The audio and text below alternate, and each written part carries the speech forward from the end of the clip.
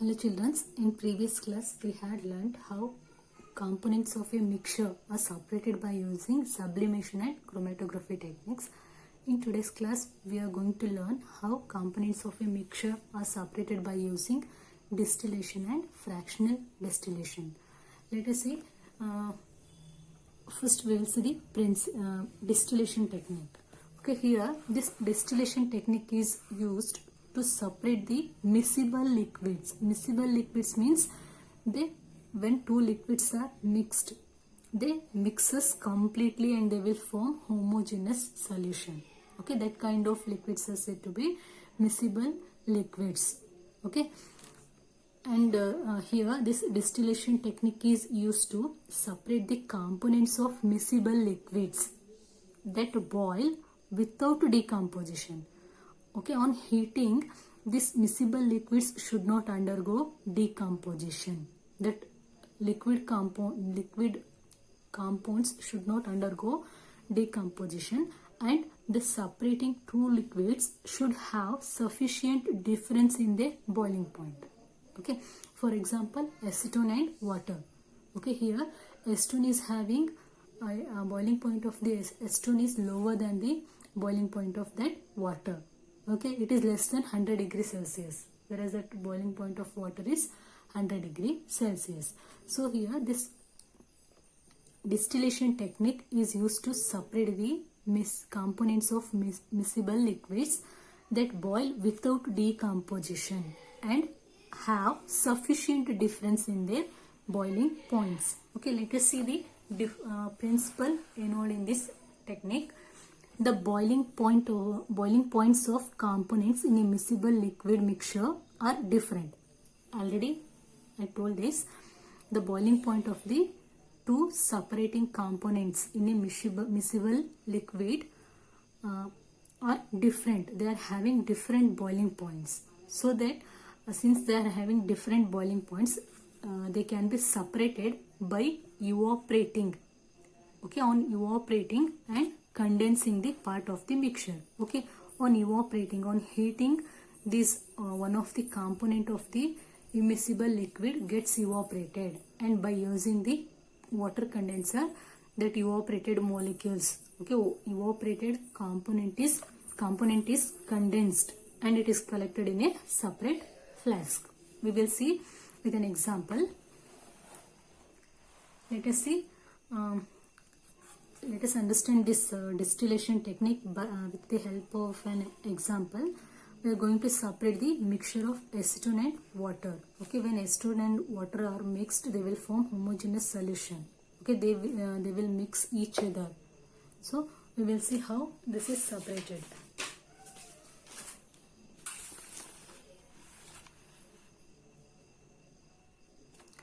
Children, see here. This is the apparatus used for the separation of components of miscible liquids.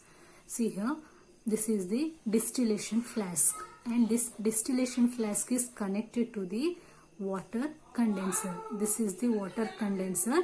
Okay, and here we have kept a beaker to collect the separated component. Okay, see here. And this distillation flask is provided with thermometer to monitor the change in temperature. Okay, in distillation flask we are placing the mixture of acetone and water, which is to be separated. In distillation flask, mixture of acetone and water is placed, which is to be separated, is placed inside this distillation flask, and it is heated. Okay, on heating, being acetone, this acetone, it has low boiling point. Here BP stands for boiling point. Okay, since this acetone is having boiling point lower than the water, therefore the vapors of this acetone first gets evaporated. The acetone, which is in liquid state, it is converted into vapor state. Okay, this acetone gets converted into vapor state, and it moves upward in distillation flask. And next, from the distillation flask, this acetone vapors, this acetone vapor molecules will move through the water condenser. Okay, they will move through the water condenser. As they move through the water condenser, this water condenser helps to convert the vapor molecules, vapors into liquid. Okay, when these vapors of acetone, they passes through the water condenser, these vapors are converted into liquid, and this acetone liquid, it is free from water and it is collected in another separate beaker. Okay, see here, this water condenser, it converts the vapors into liquid. Okay, it converts the vapors into liquid by cooling. See here this condenser, water condenser is provided with two openings. See here, it is inlet for the cold water. From this side, from here, continuously cold water is supplied, and from this is another opening, and through this, okay, through this water is continuously moves out. Okay, here we are providing this is the cold water inlet, and it is the water outlet. So as we provide water continuously from here, it starts filling from here to here. After on reaching this point, this water moves out.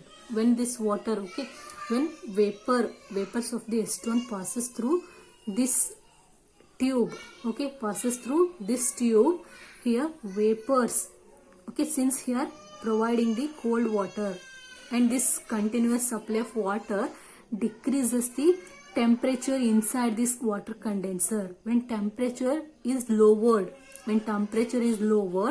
the vapors of the acetone are converted into liquid. Vapors of the acetone, they are converted into liquid acetone molecules. Okay, they are converted into liquid. So like this, by lowering the temperature, this gaseous acetone molecules are converted into liquid acetone. Like this, we are going to get a pure acetone in this beaker. Okay, acetone, it is collected in this beaker, and the water, since the boiling point of the water is 100 degrees Celsius. Okay, before 100 degrees Celsius, completely all the acetone molecules which are present in this mixture gets evaporated, leaving behind only water in the distillation flask. Like this, mixture of acetone and water are separated. Okay, see here we have used water condenser. There are air condenser also available. That air condenser is used in a different kind of techniques. Okay, but here we have to use the water condenser, because we have to convert the gaseous acetone molecules into liquid. So to lower the temperature, here water condenser should be used. This is how we are going to we can separate the mixture of acetone and water. We can also separate other mixtures which are miscible. We can also separate the miscible liquids by using this technique. Okay, children. Next we will see fractional distillation. Okay, this fractional distillation and simple distillation. Okay, whatever we had discussed is about it is all about the simple distillation. Whether this simple distillation and fractional distillation are the same or different, actually they are almost same, except that in fractional distillation, fractionating column is used between the distillation flask and the condenser. Here fractionating column is connected between the distillation flask and the water condenser. Okay, here this fractional distillation is used to separate a mixture of two or more miscible liquids for which difference in boiling points is less than 25 Kelvin. Okay, in that cases fractional distillation is used. Okay, fractional distillation is used to separate the miscible liquids in which boiling point of the two components, boiling point of the two components or boiling difference in the boiling point of the two components is very less, that is less than 25 Kelvin. In that case, this fractional distillation is used. Okay, actually here simple distillation is used in case of to separate the mixtures having it is used to separate the components having large difference in their boiling points. But this fractional distillation is used to separate the components of two or more miscible liquids for which difference in boiling point is less than 25 Kelvin. Okay, example for this kind of liquids are separation of different gases from air, different fractions from petroleum. Okay, in petroleum there are different components are present in petroleum to separate, and these components are having boiling points less than 25 Kelvin. So to separate the different fractions or components from this petroleum products, this fractional distillation method is used. So see here, one more difference is here, the apparatus used here is almost similar to that for the simple distillation, except that a fractionating column is fitted between the distillation flask and the condenser. Let us see. Then what is this fractionating column? It is a tube packed with glass beads. Okay, just it is a fractionating column is a tube packed with glass beads. The glass beads provide surface for the vapors to cool and condense repeatedly. Here this glass beads, they will provide their surface for the vapors, which vapors to cool and condense repeatedly. Okay, and we will see here, this is the experimental, it is the apparatus for the fractional distillation. Okay, see here almost same. Okay, it is distillation flask. In distillation flask we have placed mixture, okay, which is to be separated, and it is heated. Okay, and this distillation flask is connected with fractionating column. See here, inside the fractionating column, this glass beads are placed. Okay, this is packed with glass beads, and next and this fractionating column is connected to the water condenser.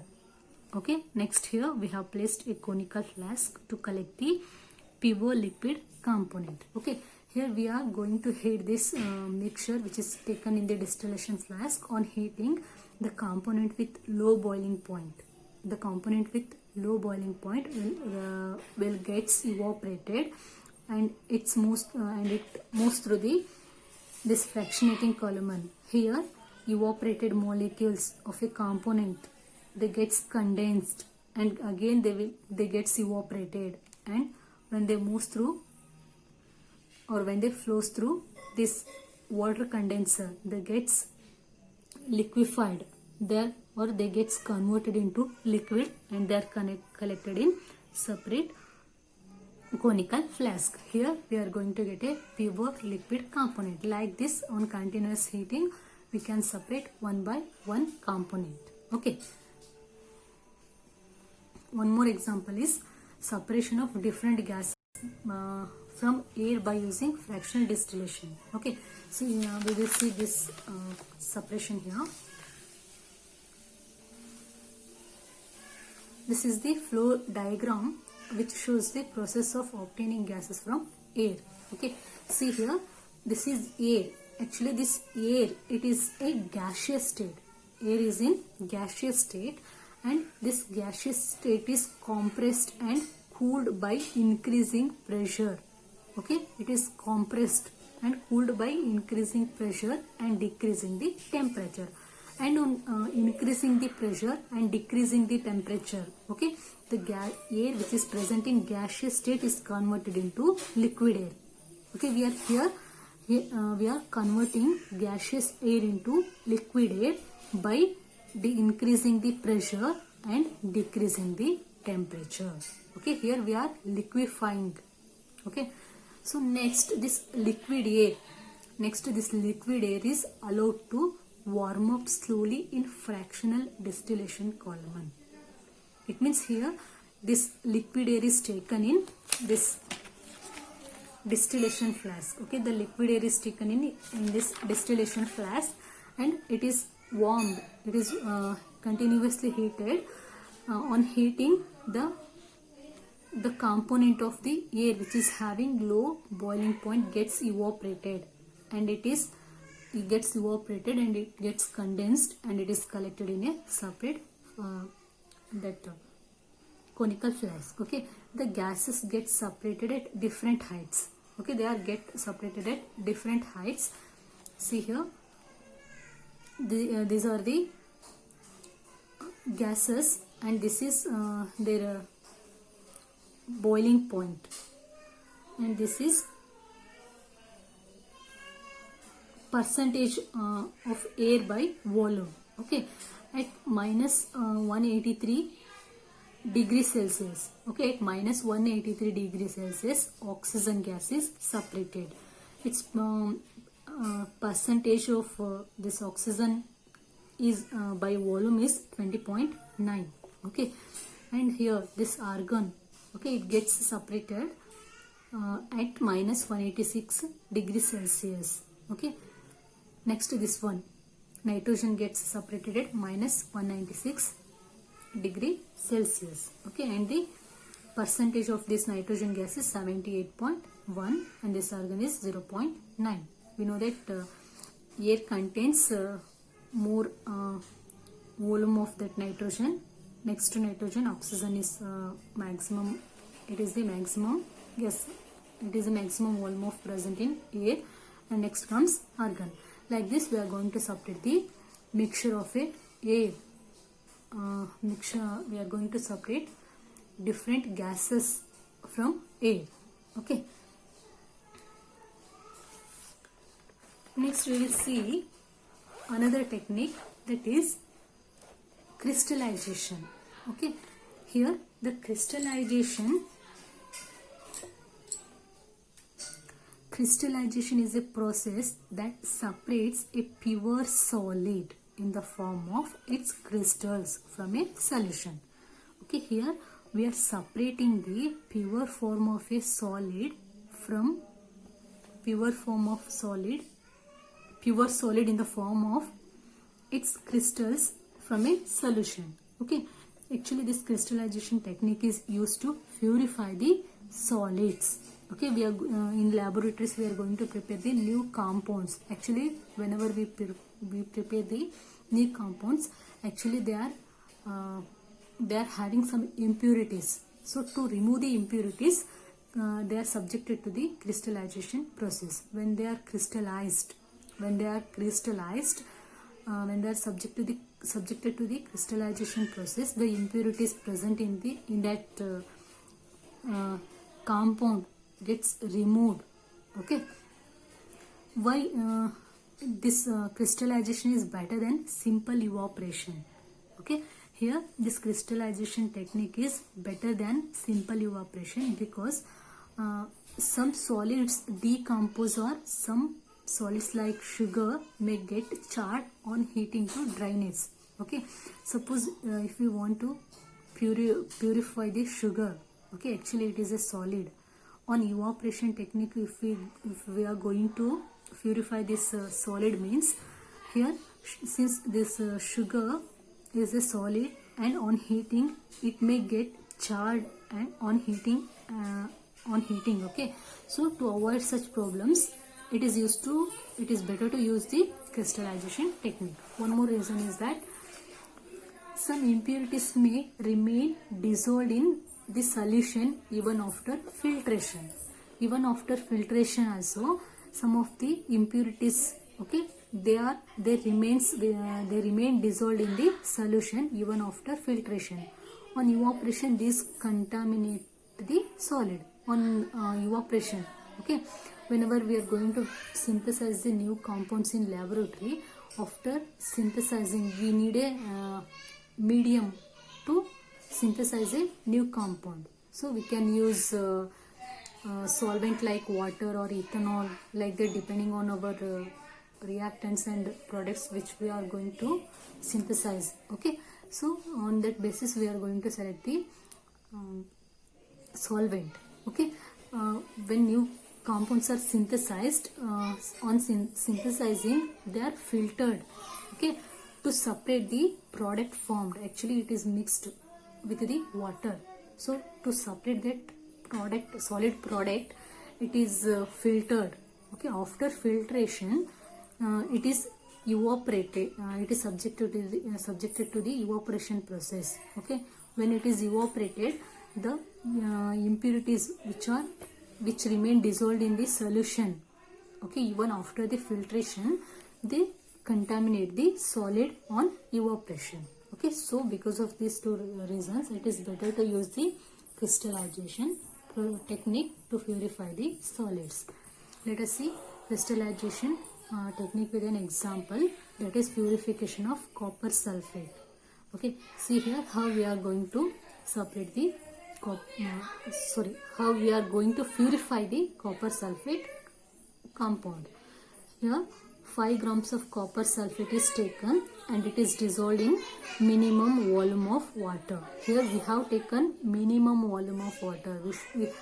We must take minimum volume of water to separate, to purify the copper sulfate, because here solvent should be taken in minimum volume, so that this copper sulfate should be partially soluble at room temperature. Okay, at room temperature, when we add this 5 grams of copper sulfate to this minimum volume of water, some of the crystals of copper sulfate should remain undissolved and they should be dissolved on heating this solution. Okay, after heating this completely, all the copper sulfate crystals, they are dissolved, and next it is okay, this heated copper sulfate solution is cooled, and next it is, and this after cooling this copper sulfate solution, it is filtered by using the filter paper, and that is filtered is collected here, and this copper sulfate is collected in beaker, and this beaker is closed with the filter paper, and this beaker is left undisturbed for a day or for few hours. After few hours or after a day, if we observe here, we will get a pure crystals of copper sulfate. We will get a pure and beautiful crystals of this copper sulfate. Actually this copper sulfate is blue in color. We will get a blue colored pure copper sulfate crystals, and these copper sulfate crystals, they are free from the impurities. Okay, all the impurities is removed here. Okay, during this crystallization process, okay, when this copper sulfate solution is heated, when this is heated to dissolve copper sulfate crystals completely, while heating we have to add a pinch of charcoal, so that the colored impurities or other impurities which is present in the copper sulfate gets absorbed by this charcoal molecules. Like this we are going to purify the copper sulfate crystals. Okay, and this technique is used in, let us see, this technique is used in the purification of salt that we get from seawater. Okay, this crystallization technique is applied to purify the salt that we get from seawater. And another application is this technique is used in separation of crystals of alum, that is pitcairn, from impure samples. Okay, so so far we have discussed about two techniques. One is distillation. In that we have discussed two different techniques: simple distillation, fractional distillation, and another technique is crystallization. Okay, in the next class we will see how impure water is purified.